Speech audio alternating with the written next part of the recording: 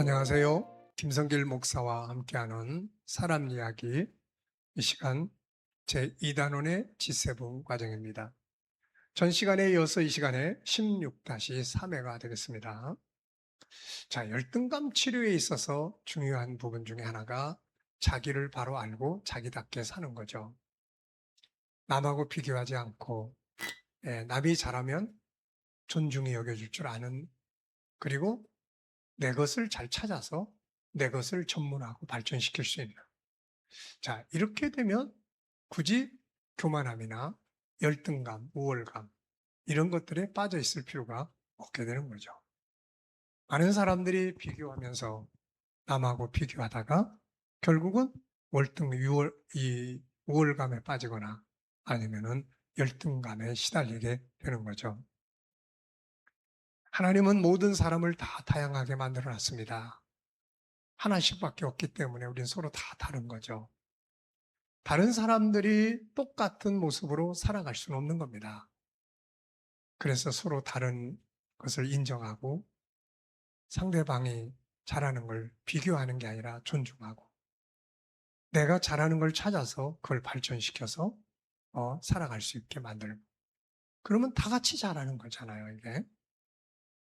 자, 전 시간에 이어서 이 시간에 또 자기 잘하는 것을 살아라. 자기답게 자기를 살아라. 이 말씀에 대해서 좀 더 나누죠.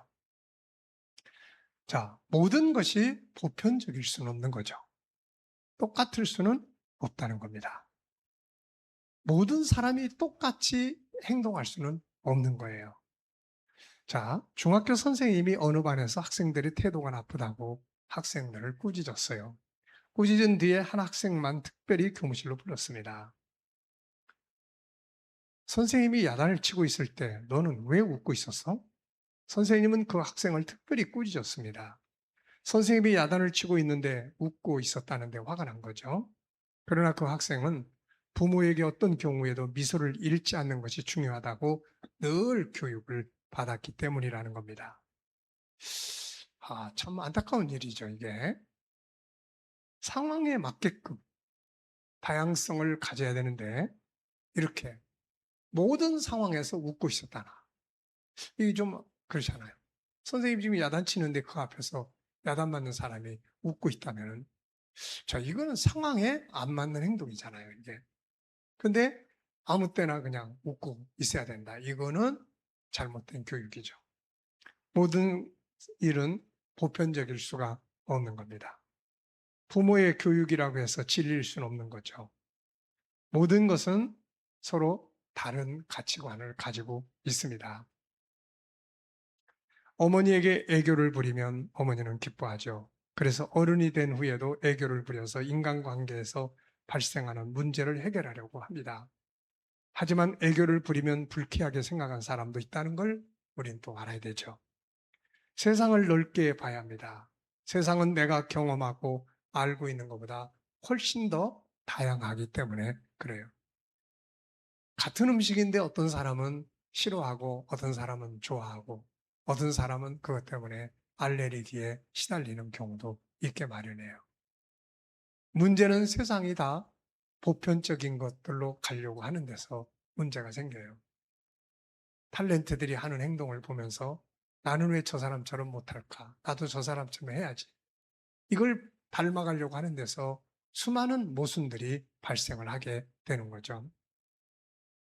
우리는 시야를 넓혀야 합니다. 관점을 바꿔야 돼요. 그래서 세상은 다양하다는 것을 알아야 되고 역시 사람도 다양한 모습으로 살아야 한다는 것을 알아야 합니다.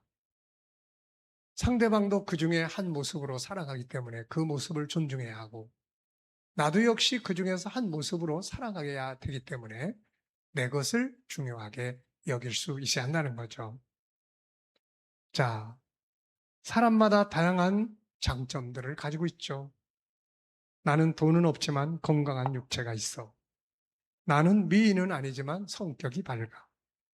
나는 명예는 없지만 행복한 가정이 있어. 시야를 넓혀 자기에게 있는 좋은 것을 찾아낼 수 있어야 하고 그 가치를 이해하며 그것이 세상에 어떤 유익이 되는지를 찾아낼 수 있어야 합니다. 시야가 넓어지면 지금까지 열등감으로 작용하던 것들이 아무것도 아닌 것처럼 사라지게 됩니다. 넓게 봐야죠. 한 곳만 보다 보면은 자꾸 그것만 비교하게 되고 거기서 열등감이 시작이 돼요. 사람에게는 여러 가지 능력과 다양한 재능들이 있습니다. 여기서는 내가 필요 없는데 다른 곳에 갔더니 내가 필요하다는 것을 또 알게 되는 경우도 많죠. 열등감 속에 고민하는 사람은 수많은 능력 중 하나의 능력을 유일한 능력이라고 착각하는 거죠. 여기서 열등감이 생깁니다. 마음의 문을 열어야 합니다. 마음을 닫으면 인생은 막다른 골목에 몰리죠. 반대로 열린 마음으로 살아가면 시야가 넓어지고 인생도 활짝 열립니다. 마음이 닫힌 사람은 실패한 모습만을 보고 자신감을 잃어버리죠.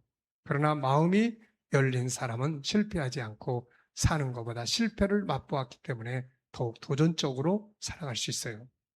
인생에는 때로는 음지도 필요합니다. 농작물은 볕이 들지 않을 때 휴식을 취하죠.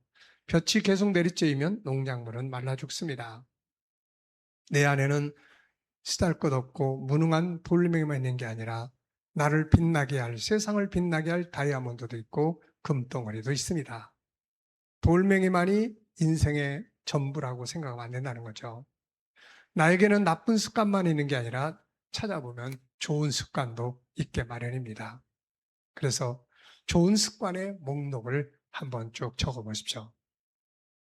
내게 있는 문제들만 자꾸 체크하지 말고 내게 있는 장점이 뭔지도 체크를 해보세요.